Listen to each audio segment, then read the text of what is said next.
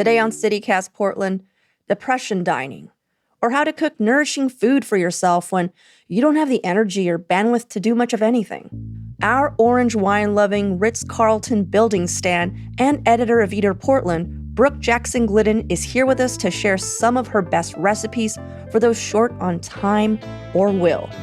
Continuing our seasonal Depression Week's theme, we're talking with experts about how to guard our mental health during these short winter days.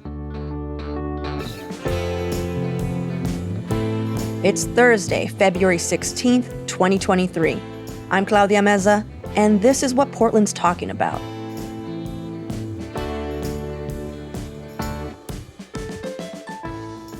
Where did this idea come from? Tell me about depression dining. Sure. Yeah. So I think that my own personal relationship with this came from my personal history. So my mother is both a really great home cook and a psychologist. So not only, the basics of how to cook something, but also how to improvise, how to build something with what you have in your fridge and how to doctor up a box of mashed potatoes or how to use better than bouillon to make something taste a little bit better, shortcuts, sort of zhuzhing things up, I guess is sort of her word for it. I am also somebody who has lived with mental illness in various forms for most of my life, especially when I first moved out of my home and moved across the country. I was very depressed, and I noticed that when I was really struggling, one of the first things that would happen is that I would have a really hard time feeding myself. It would start with just me not being able to go through the bother of chopping vegetables or getting out a bunch of pans, that sort of thing, to okay, I'm eating peanut butter straight out of the jar. Okay, I get takeout and then survive on that takeout for a few days and then maybe not eat. You know what I mean? I noticed that this was not an unusual phenomenon. So what was your turn? When were you just I think I know how to fix this? Yeah, I was living with a woman who also was living with mental illness in different ways, but her self-soothing technique was really centered on crafting.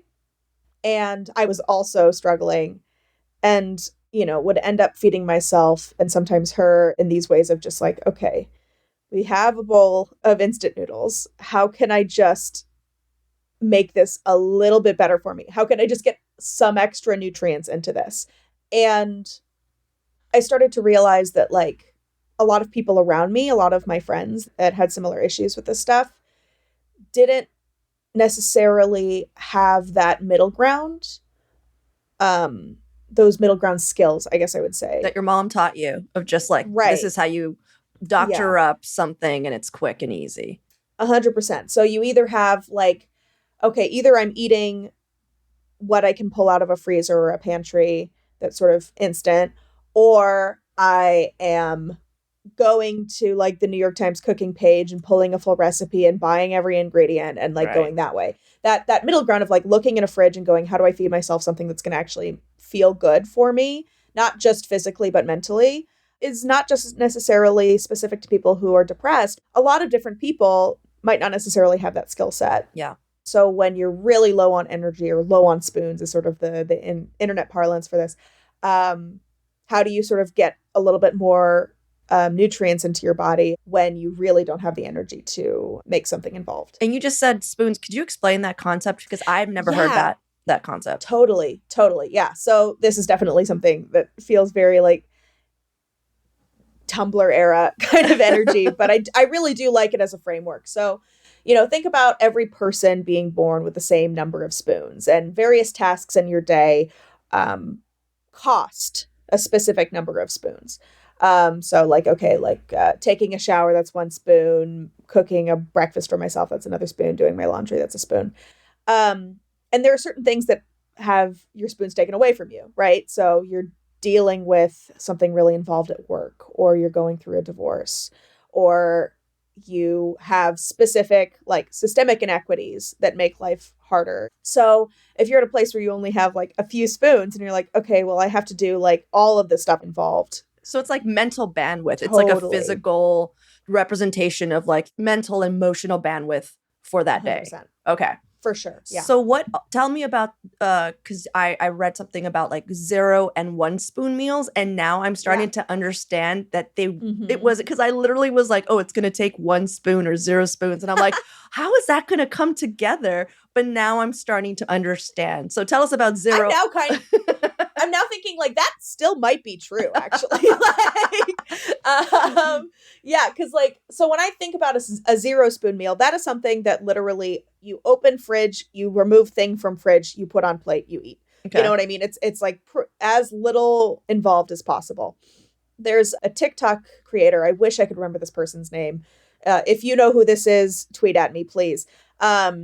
Who talked about using a tray, just having a tray in your fridge with all of the things that make you feel good, things that you want to eat, just on the tray kind of all the time. And this doesn't have to be stuff that needs to be refrigerated, but it can be like, peanuts and hummus and baby carrots and string cheese and I don't know, salami, just like all these sorts of things. And then all you have to do is remove tray, snack off of tray until full, put tray back in fridge. So you're not doing any dishes. You're not doing really anything other than feeding yourself when you're hungry.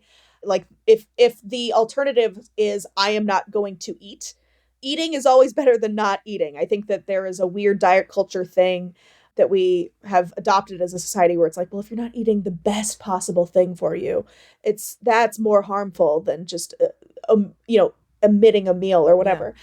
Please eat. Yeah. I think that we don't want to add an eating disorder to the mix here. Yeah. Yeah, and again, very common in a really sad way. So, that's when the tray comes in handy. So 0 spoon. That's a 0 spoon. Yeah, 0 spoons. What's a 1 spoon meal? A 1 spoon, I think, there are a couple of examples. My idea here is generally we're not getting out a cutting board necessarily. We're maybe using one pan, as little work as possible. I think like certain sheet pan meals are in this category, for instance. A common one at my house, I'll give you 2 really quickly. Taking a bunch of frozen dumplings and steaming them, sort of doing a first quick little sear with the oil and then adding a little bit of water and steaming. And then right at the end, throwing a handful of bok choy in with that pan. So it also steams. You're getting a vegetable in you. You're getting the protein in with the dumpling filling. It's going to fill you up. It's going to taste good, and it doesn't take a ton of mental bandwidth. And it's done in like 10 minutes. Yeah, and if you have enough condiments, it can be super delicious. You can have you can put some chili crisps in that. You can have chili crisp in your fridge. I swear to God, it's so good. Another example that's like maybe a little bit more involved, but a really common one in my house. You can take chicken quarters, right? So the full leg, and fingerling potatoes and baby carrots, and you essentially grab your favorite seasoning blend. In my house, that's Tony Chachere's, but, Slap Your Mama or, like a Cajun seasoning, Bear, garam masala has worked for me in the past, like whatever sort of seasoning blend is one that you reach for without thinking about it. Old Bay, that kind of thing.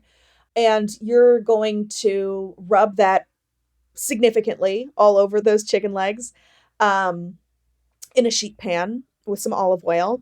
You're going to shake that seasoning blend over those fingerling potatoes and those baby carrots, handfuls, right? And you are going to take a cup of chicken stock, throw that in the bottom of the pan, and you're going to just put that in a 425 oven for like 45 minutes. And then that's a full meal. You're not getting out a cutting board. Yeah, exactly. I was just going to ask. The baby potatoes, they stay intact. The baby carrots, they stay intact. You're just bloop, blap, bloop. And then shake it. 100%. Okay. And it feels like, oh my gosh, I actually cooked myself something, but it's one dish. It's one dish to clean. Okay, let's take a break here. And when we come back, I want to know what you think I should have in my kitchen for making these meals.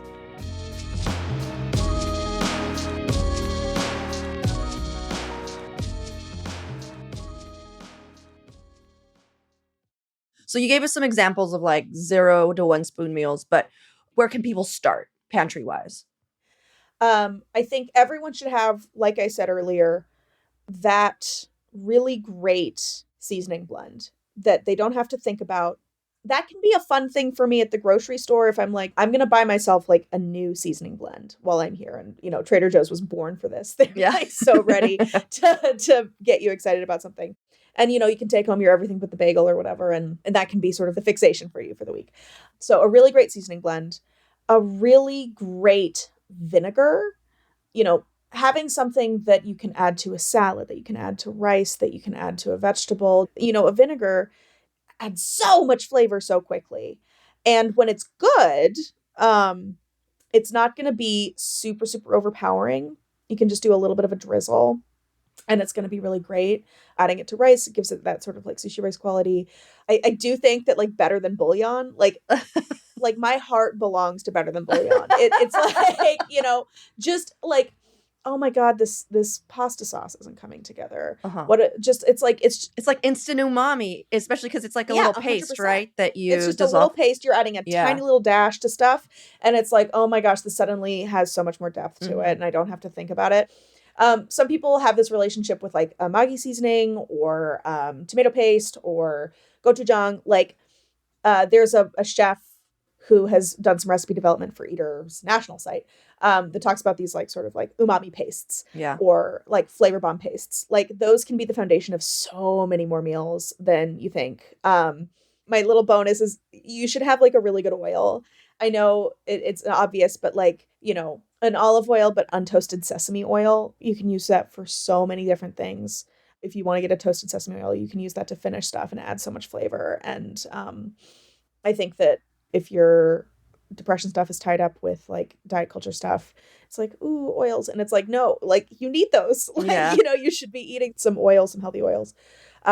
So yeah, I could talk about pantry building all day. It's like a huge part of my whole thing. Well, you're going to, because based off of your Instagram, depression dining, and TikTok account, you're currently working on a book. And that's going to basically encompass all of this, which is really exciting, Brooke. Congratulations. Yeah, thank you. What's your hope for all of this, Yeah, I think that my hope more than anything is that we have done so much culturally to add a lot more awareness and acceptance of mental illness. My real goal, even beyond people who live with some form of mental illness, like I think just my generation, and I think a lot of people are just burnout after a workday.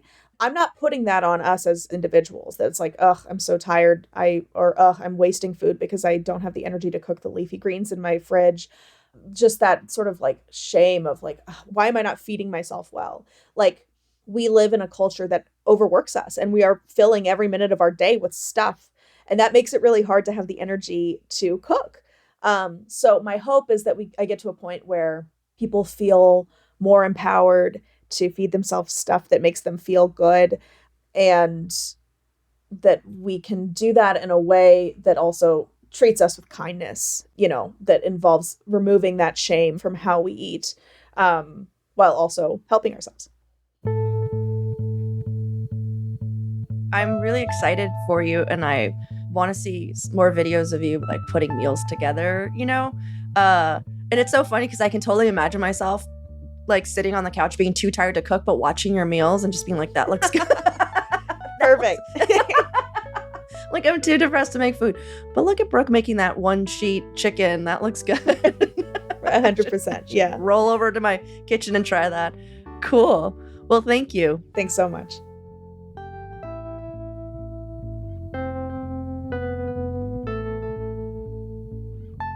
And now for your microdose of news.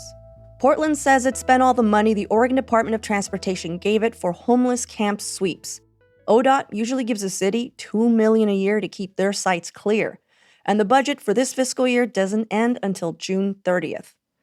Meanwhile, Portland City Commissioner Renee Gonzalez has told the bureaus he oversees, which includes the Portland Street Response, to temporarily stop handing out tents and tarps to unhoused people. He says it's to prevent fires at homeless camps, but local nonprofit leaders aren't seeing the correlation. Just to note, Portland Street Response handed out over 600 tents and tarps last year. Also, a listener had this to say about our Tuesday conversation with outdoor guide Norther Emily.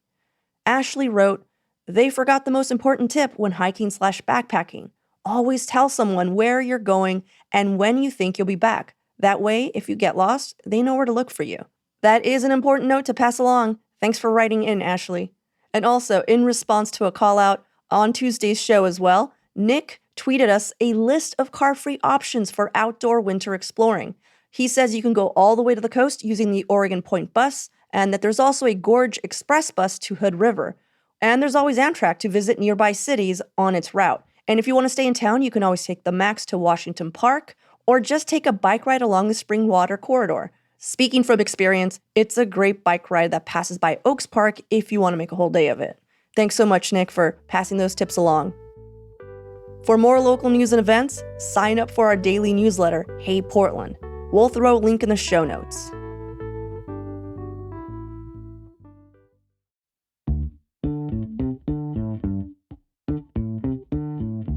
That's all for today here on CityCast Portland. If you enjoyed this show, share it with a friend or leave us a good review. We'll be back tomorrow morning with more from around the city. Until then, see you at Slim's.